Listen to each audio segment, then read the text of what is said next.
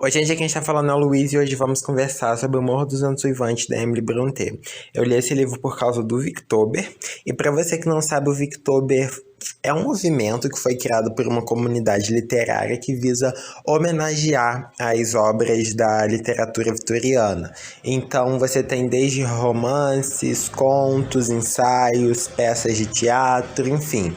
Muitas pessoas usam o mês de outubro somente para ler esses conteúdos da era vitoriana. Algumas, inclusive, vão mais além assistindo séries, filmes, encenações. Fica ao critério da pessoa, né? Então, eu vi sobre o Victober no canal da Cristina, do Relivrando, e eu tinha Morro dos Ventos Uivantes aqui em casa desde o ano passado, que eu comprei. Não tinha conseguido ler e usei ele de motivo, então, para conseguir ler o Morro dos Ventos Uivantes. Para você que não sabe, que eu acho difícil, mas se você não sabe, a literatura vitoriana foi todo o conteúdo criado durante o reinado da rainha Vitória no Reino Unido. Então você teve aí um período de 63 anos, que vai de 1838 até 1901.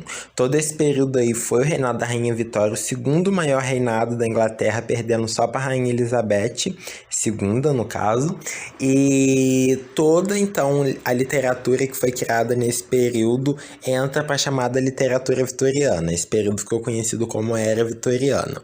E você tem que os costumes da sociedade foram todos refletidos na literatura. Então você tinha a questão do poderio inglês, ou seja, a Inglaterra se encontrava ali praticamente no centro do mundo, era a maior potência econômica, militar, várias colonizações nela influenciavam outras colônias, influenciava outros países, como que era o caso do Brasil. A Inglaterra influenciava diretamente o Brasil, tanto que a Rainha Vitória já se encontrou com o imperador Dom Pedro II duas vezes. Também foi uma era de economia e prosperidade, então a economia da Inglaterra foi lá para cima, só que também foi uma época de muito conservadorismo. Então você tinha ali um conservadorismo excessivo, aquela supervalorização dos valores morais, religiosos, a religiosidade cresceu muito. Essas foram as características da era vitoriana e, obviamente, todas elas refletem muito na literatura. Você tem como aí os principais nomes da era vitoriana: as irmãs Brontë, Oscar Wilde, Charles Dickens, o Bram Stoker, né, o escritor do Drácula.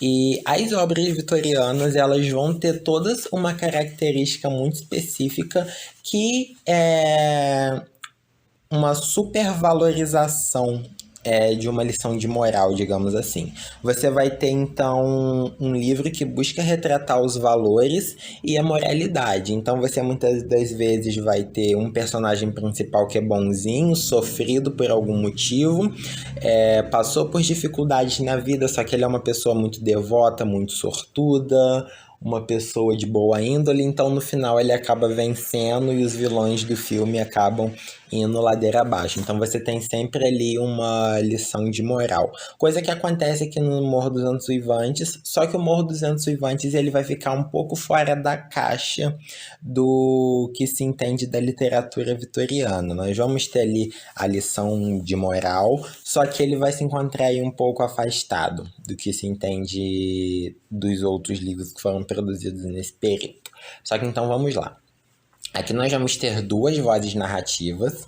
A primeira delas é de um homem que ele se chama Lockwood e ele se mudou para uma propriedade no interior da Inglaterra.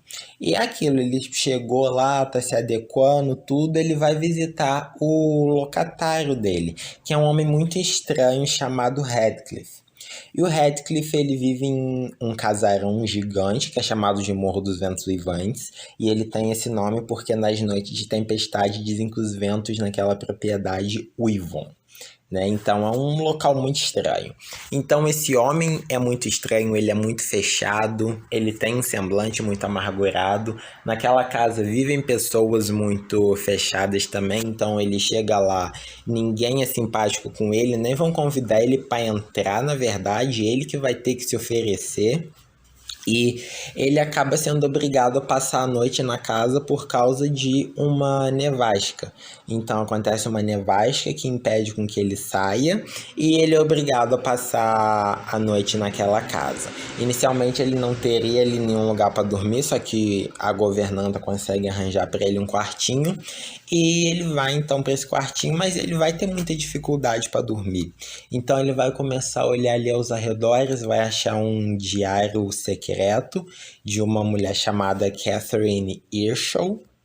E ele vai começar a ler esse diário. Só que ele vai ser surpreendido por uma batida na janela do quarto. Ele vai então correr para a janela, vai abrir a janela porque ele vai pensar que alguém ficou do lado de fora ou que tem um morador de rua precisando de ajuda. Só que quando ele abre a janela e ele estica a mão para ver se tem alguma coisa, a mão dele é agarrada por outra mão, né? É uma mão muito pequena e muito gelada.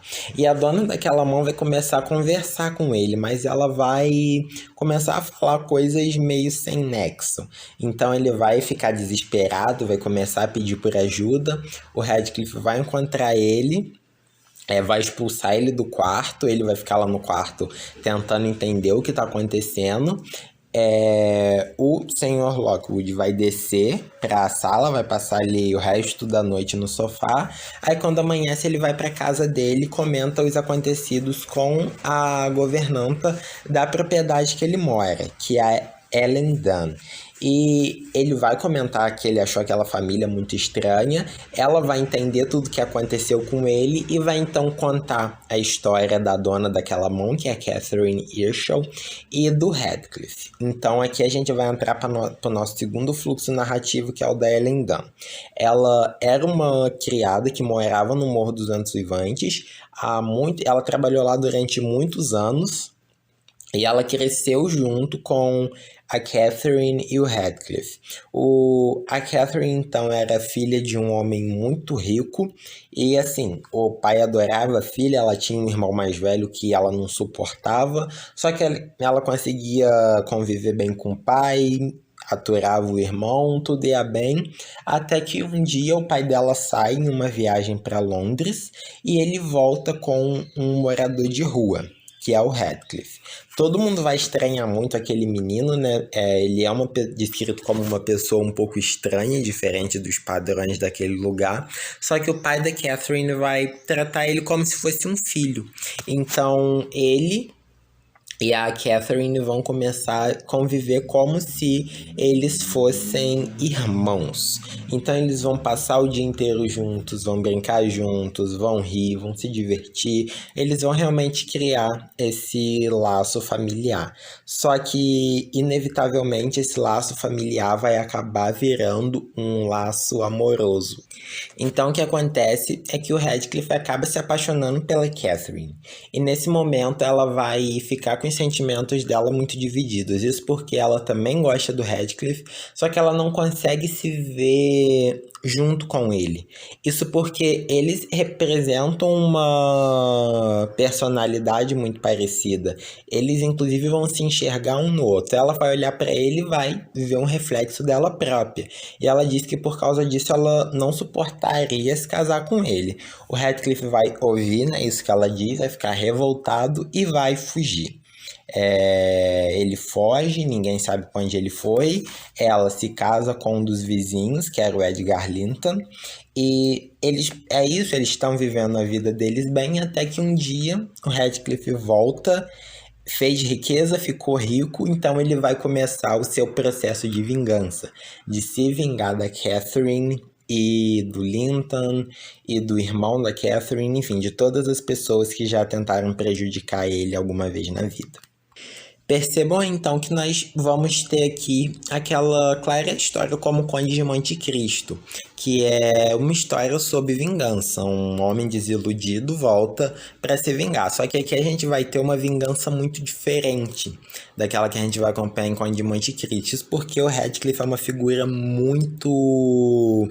Como é que eu posso dizer? Ele é uma figura muito maldosa, muito estranha. Ele próprio, muitas vezes, vai se comparar com o próprio diabo. Isso porque ele é uma figura muito estranha. E aqui a gente não vai ter aquela coisa de romantizar a vingança e as consequências dela, né? Como acontece no Conde de Monte Cristo, que nós temos o personagem se vingando, só que no final nós temos a redenção dele. Aqui não, nós não vamos ter a redenção do Radcliffe. E o jeito que ele termina é inevitavelmente o que ele plantou lá no início. Então você tem essa questão aí do plantio. Enfim, é um livro muito interessante. Como eu disse, ele fica fora da caixinha de tudo que se entende da literatura vitoriana. Isso porque ele vai realmente trazer alguns elementos do gótico, né? O fato daquela mão que segura o personagem. Então aqui, querendo ou não, a gente também acompanha uma história de fantasma, só que de fantasma de gente viva, que é o pior tipo de fantasma, né? Pessoas que vivem naquela propriedade como parasitas, sempre reféns do que o passado fez com elas. Então, são fantasmas de gente viva, pessoas que não conseguem ir para frente por causa dos seus demônios internos. Enfim, fica a minha forte recomendação para esse livro. Antes de eu terminar, eu li ele em uma edição econômica da editora Príncipes. Na verdade, a Príncipes é um selo da Ciranda Cultural. E assim, gente, é uma edição econômica. Então você vai ter uma capa simples, um tipo de papel simples, a diagramação um pouco pequena, as páginas são 100% aproveitadas, então você vai ter texto do início ao final. Tanto que eu vi algumas pessoas comentando que se sentiram enjoadas após ler muito tempo, porque eles aproveitam muito o espaço da página, como é uma edição econômica.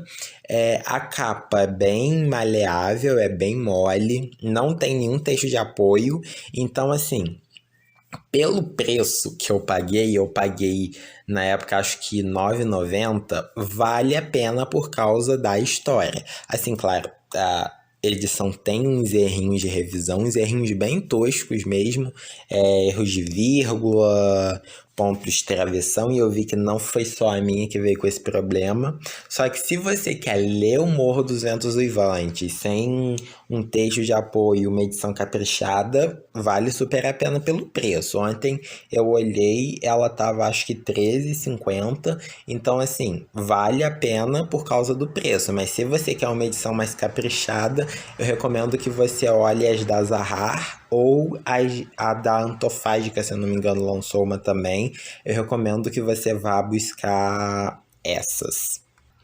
Só que então, fechando aqui essa primeira parte do Morro dos Ventos Uivantes, eu vou voltar daqui a pouco para comentar o desfecho, coisa que eu acho que o desfecho não vai estragar sua experiência, porque esse é aquele tipo de livro que não estraga se você souber o que acontece. Só que eu já tô dando um aviso. Só que antes de eu comentar o desfecho e a minha interpretação, eu só vou comentar aqui com vocês rapidinho uma série e um filme que eu assisti para entrar mais no clima do Victober.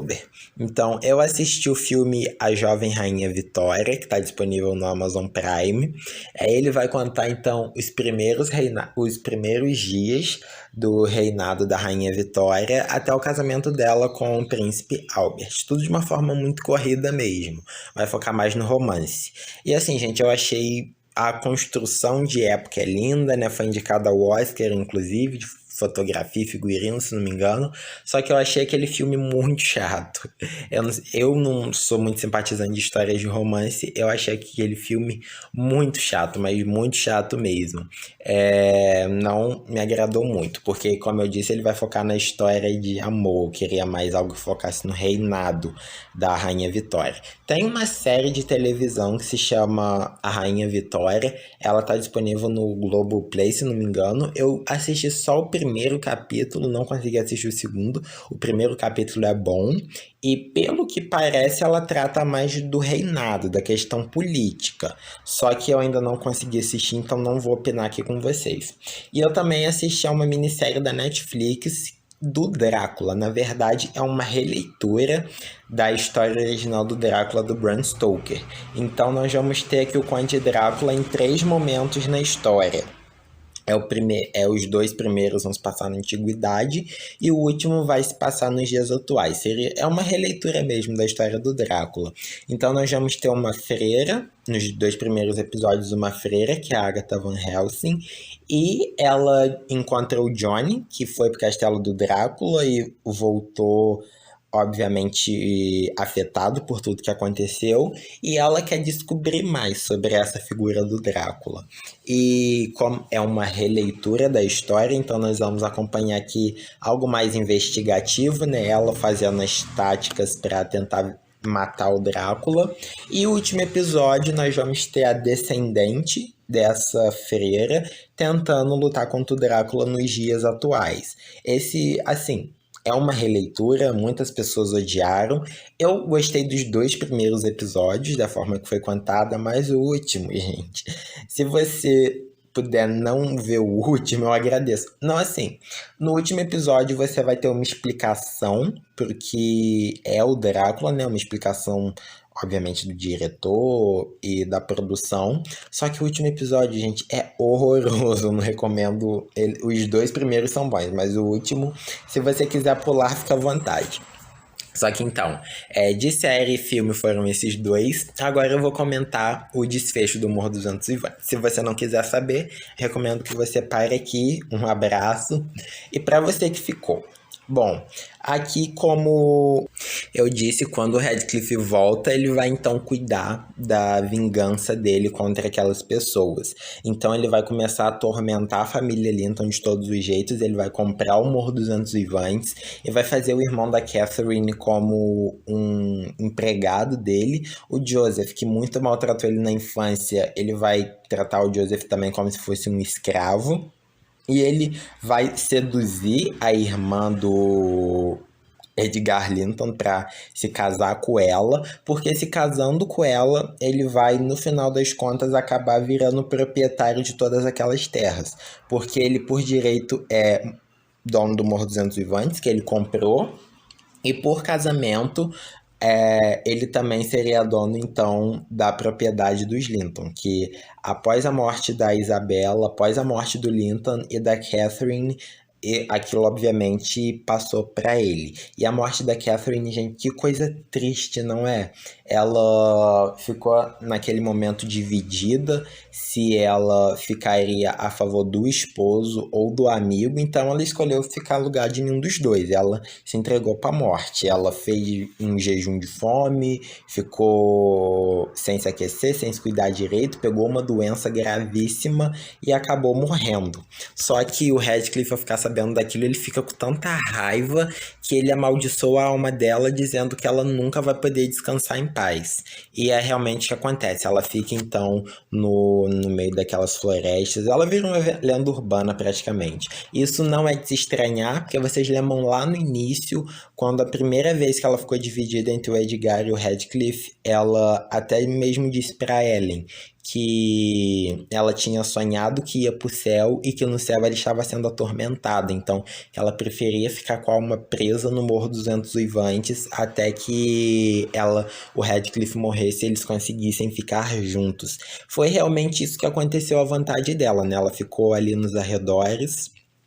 O espírito dela ficou assombrando ali aquelas pessoas, porque mesmo que não seja aquele clichê de histórias de fantasma, que o fantasma sempre aparece, a gente sente a presença da Catherine de forma indireta, a gente a todo momento sabe que ela tá ali, e a partir da morte dela, o sentimento de vingança do Radcliffe praticamente só aumenta. Só que ele, obviamente, consegue a vingança dele, ele mata o Linton, o filho dele morre, ele não odiava aquele filho, ele fica com toda a propriedade, só quando ele fica com toda a propriedade, ele praticamente fica com a vida dele estagnizada. Então, ele conseguiu tudo que ele queria, mas ao invés de ele ficar feliz, ele fica triste. E acabou que o que a Catherine disse virou verdade. Ele também nunca foi feliz depois que ela morreu. Então, ele começou a pedir pela morte, porque ele sentia que só com a morte ele conseguiria ficar feliz. Então, você acabou aí que no final Ele conseguiu a vingança, perdeu o propósito de vida e morreu. Então você ainda teve ali aquele fiapo de esperança para essas duas almas. Eles no outro mundo ainda ficaram juntos.